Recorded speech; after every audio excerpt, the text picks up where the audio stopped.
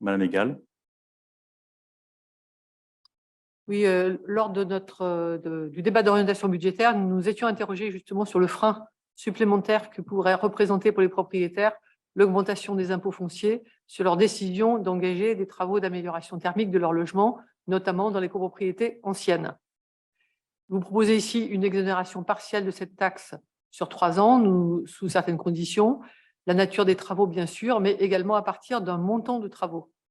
Dans la pratique, les critères retenus, nature et montant, permettent-ils de cibler les propriétaires de logements de taille modeste, d'appartements et d'appartements en copropriété?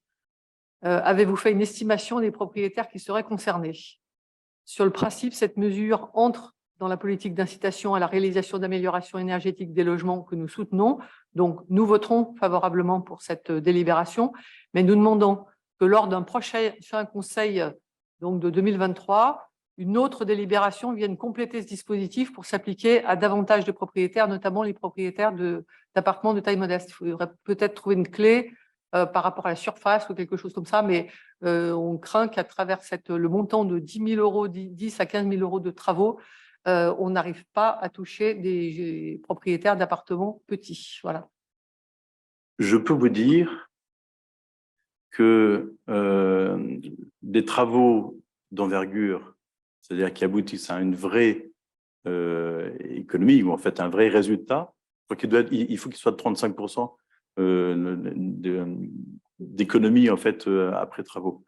Ces montants-là sont des montants qui, je pense même pour les petits logements, dépassent de façon systématique les 10 000 euros. C'est 10 000 pour une année ou 15 000 sur 3 ans, si les dépenses sont étalées dans le temps.